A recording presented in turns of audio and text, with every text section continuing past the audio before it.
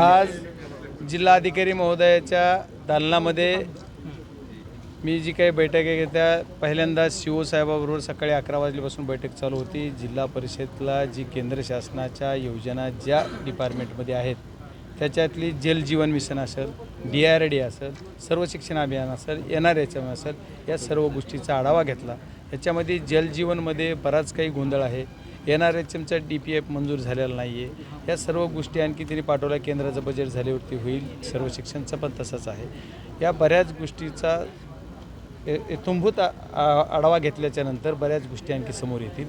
आज मीटिंग घ्यायला तिथं थोडं जिल्हा परिषदेच्या याच्यात थोडी गडबड झाली। काही स्कीम मी पण समजून घेतल्या की जे मला पण माहीत नाहीत। त्याच्यामध्ये जलजीवन विषय सोडता बाकी सर्व योजनेमध्ये बऱ्यापैकी योजित NRHMच्या विषयामध्ये CS येणं क्रमप्राप्त होते, पण ते आले नाहीत, ते त्यांना बोलवलं नाही, मला माहीत नाही। आता मी याच्यानंतर आता आपल्यापासून गेल्यावरती बघतो, कारण मला CSची पण गरज आहे। दवाखान्याच्या बाबतीत मी भेट दिली ती परवा। या सर्व गोष्टी करताना जिल्ह्याच्या बाबतीत CO नोडल ऑफिसर म्हणून ज्या योजना करतायत ते राबवत आहेत त्याचा गोष्टीचा सर्व आढावा घेतला। याच्यानंतर रेल्वे हा बीड जिल्ह्यातला खूप महत्त्वाचा विषय आहे। या रेल्वेसाठी मी आज स्ट्रिक्टली सर्व अधिकाऱ्यांना सूचना केलेल्या आहेत की मला लवकरात लवकर रेल्वेचं काम झालं पाहिजे। याच्यासाठी रेल्वेवर मी आढावा घेऊन प्रत्येक फेज वाईज जी काही त्यांचे फेजेस त्यांनी ठरवलेले आहेत, जे काही पार्ट ठरवलेले आहेत, त्याच्यात आता आपला 99 किलोमीटर कंप्लीट झालेला आहे। त्याच्या पुढं आता बीडपर्यंत नोव्हेंबर ते डिसेंबर एंडपर्यंत कंप्लीट करण्याचं त्यांनी मला आश्वासन दिलेलं आहे। त्या पद्धतीने मी त्यांच्याकडून काम करण्यासाठी जिल्हाधिकारी महोदयाकडे काय विषय जी पेंडिंग होते ते जिल्हाधिकाऱ्यांना पण सूचना केलेल्या आहेत। त्या पद्धतीने तेही लवकरात लवकर ते लँड ॲक्विजिशन असेल किंवा दुसरे काय विषय त्यांच्याकडे आवाड असेल, ही जी त्यांच्याकडे पेंडिंग आहे ती त्यांनी तात्काळ 8 दिवसात 4 दिवसात करण्याचे त्या डिपार्टमेंटनी ज्यांच्याकडे विषय आहेत ते दिलेत। आणि शेवट अंतिम तारीख हे 30 नोव्हेंबर ही मला रेल्वेने बीडपर्यंत रेल्वे आणण्याची दिलेली आहे। मी त्या अनुषंगाने त्यांच्याकडून अपेक्षाही करतो ते करतील।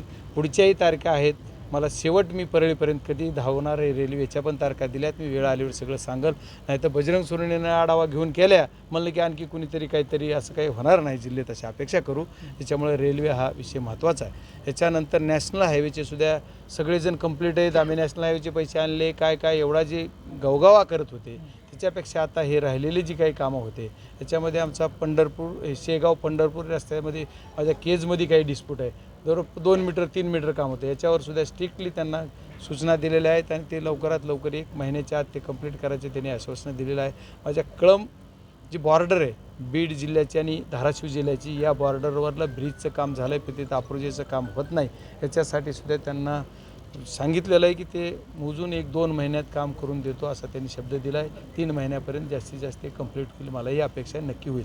याच्यानंतर त्याच भाग पुढचा धाराशिव जिल्ह्यामध्ये येरमाळ्याच्या घाटात आहे। याच्यासाठी सुद्धा मी तिथल्या जिल्हाधिकाऱ्यांकडे काय काम असेल तर ते जिल्हाधिकाऱ्यांना पण बोलणार आहे। तिथं काही डिस्प्यूट विषय की रॉयल्टीला पॅनल्टी लावली कॉन्ट्रॅक्टरला वगैरे असे विषय आहेत। याच्यानंतर तिथल्या धाराशिवच्या खासदार महोदयांना पण विनंती करणार आहे की आपण दोघंजण मिळून हा विषय मार्गी लावू। त्यांच्या कार्यक्षेत्रातला जरी असला तरी हा रस्ता कंप्लीट होण्याच्या दृष्टीने तो पण विषय लवकरात लवकर कंप्लीट करण्याच्या दृष्टीने या पावसाळा संपेपर्यंत आम्ही तो रस्ता कसा कंप्लीट करता येईल याच्यासाठीच्या सूचना केलेल्या त्या नक्की होईल। याच्यानंतर हा जो इकडला शिरूरमधला रस्ता आहे त्याच्यावर एवढा विषय आहे, पालखी मार्ग जी राक्षस भवन त्याच्यावर येते, बरेचशी जी गाव आहेत की गावातला डिस्प्युटेड विषय आहेत त्याचे पण आवाड मी अर्जंटली करायला सांगितलेले आहेत आणि तो पण लवकरात लवकर, नाही तर कॉन्ट्रॅक्टरला पनिशमेंट त्यांना दंड लावा आणि त्यांना टर्मिनेट करून त्याचं टेंडर ब्लॅक लिस्टमध्ये टाका अशा सूचना दिल्या। ज्या अधिकाऱ्यांनी मला 1 महिन्यात सगळं करून देतो म्हणून सांगितलेलं आहे, त्याच्यात गोरसपार गाव आहे, हे जे सगळे जर गावं आहेत त्या गावांचे काही आवाडचे विषय आहेत, मावेजा मिळण्याची काही विषय आहेत, त्यांचा ॲडिशनल आवाडचे आहेत, ते जाट नांदूरचा एक विषय त्याच्यात, हे सर्व विषय करून ते रस्ता पण लवकरात लवकर चालू करण्याच्या दृष्टीने सूचना केली। बाप्पा, हे सरकार कुठेतरी गांभीर्य नसल्याचं पाहायला मिळतं आहे। या सरकारकडनं अपेक्षा आहेत, आता सध्या 1 महिन्याची स्थगिती जी आहे जरांगे पाटलांनी घेतलेली, पण दुसरीकडे ओबीसी समाज आक्रमक होताना पाहायला मिळतोय। दुसरं उपोषण सध्या सुरू झालं बघा, मनोजदादा जरांगे पाटील साहेबांनी त्यांना मुदत दिलेली आहे, तो इंडिव्हिज्युअल ते सर्व करतायत, त्याच्यात मी बोलणं संयुक्तिक नाही।